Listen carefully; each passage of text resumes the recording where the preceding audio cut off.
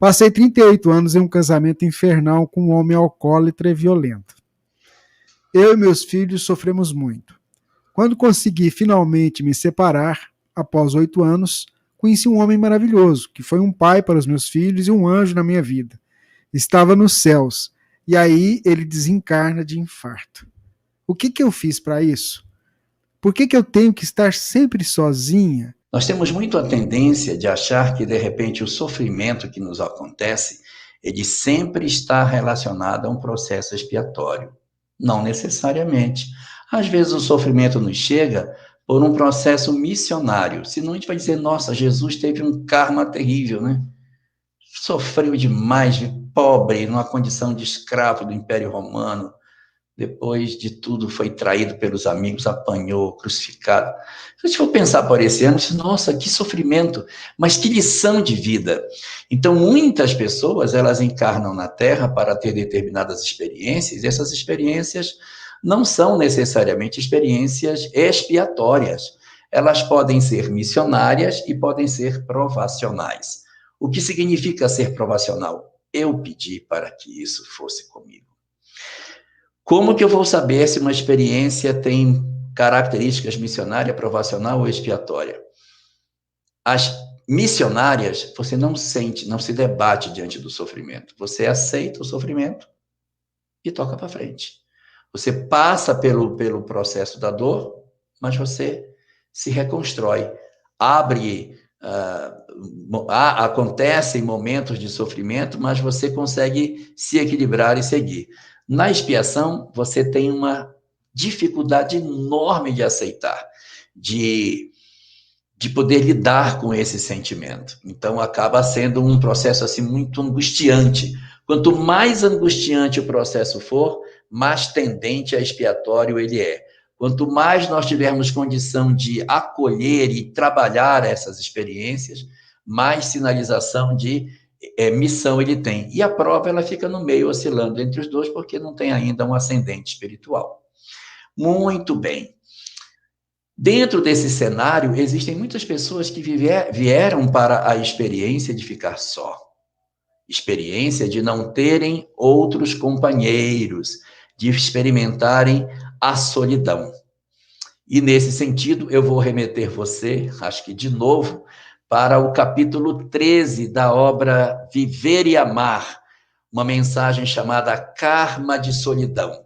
Nessa mensagem Karma de Solidão, existe uma série de explicações que os espíritos dão para a razão pela qual diversas pessoas enfrentam na Terra o silêncio afetivo, a experiência de não terem um companheiro para dividir os dias. Então, nas circunstâncias em que, por algum motivo, a gente sinta uma solidão danada, porque nos falta alguém para dividir o dia, ou porque a gente nunca casou, ou porque casou e alguém nos deixou e a gente passou o resto da existência sozinho, que a gente procure essa mensagem, chama-se Karma de Solidão, na obra Viver e Amar, aonde Joana de Ângeles trabalha exatamente isso e vai pensando as possibilidades que existem e apresenta um roteiro do que fazer nesse sentido.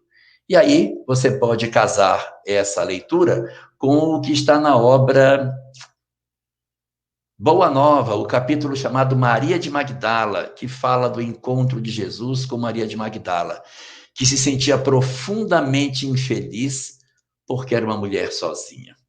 E nas 3 perguntas que ela faz a ele, na última das perguntas, quando ela diz, eu sou uma mulher infeliz e ninguém vai me querer, porque o meu ventre é estéril e eu não tenho como gerar filhos, Jesus responde a ela, quem te parece, Maria, que ama mais? A mulher que é capaz de amar os frutos do próprio ventre ou aquela que é capaz de amar o fruto do ventre alheio? E aí, nessa pergunta, ele descerra diante dela um cenário totalmente novo, em que ela não precisava ser mãe para poder se dedicar a alguém. E a partir daquele momento, ela faz um trabalho de reerguimento de sua vida, se dedicando àqueles que não eram necessariamente seus filhos. Eu sei que na história que você colocou, você tem seus filhos, você só está sozinha. Então, o que fazer? É entregar-se à vida naquilo que Deus nos pediu.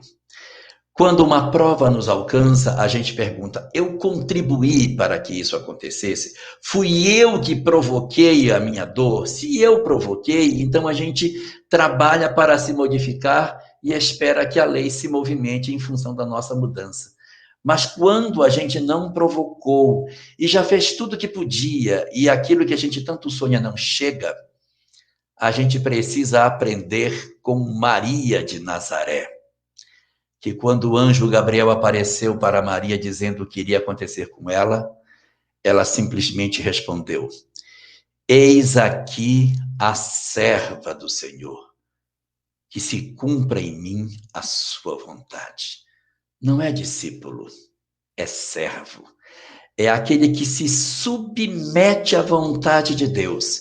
Porque se Deus sabe o que é melhor para nós, se Deus tem a compreensão de tudo que é o melhor para nós, e se eu não contribuir para isso, mas essa dor me alcança, então exercitemos em nós o dom de vivenciarmos a vontade dele acima da nossa, lembrando sempre que como a vida é eterna, mas a nossa existência é curta, se nós passarmos bem pelas provas e nos submetermos à sua vontade hoje, amanhã, Deus que não dá uma pedra a um filho que pede um pão, nem uma serpente ao filho que lhe pede um peixe, há de nos oferecer uma vida melhor. E Emmanuel, nesse sentido, diz: é da lei que o homem só coma daquilo que ele mesmo plantou. Então, nós não podemos colher antes de termos plantado. Se nós queremos colher algo, a gente primeiro tem que plantar. O que eu quero? Uma família melhor? Então mostre para Deus que você merece ter algo melhor. E Deus há de nos oferecer aquilo que a gente tanto busca. Não invertamos as coisas. Antes de ter aquilo que eu gostaria de ter, antes de eu poder merecer aquilo que eu gostaria de ter, eu quero ter. Então, a lei do mérito vem antes daquilo que Deus concede.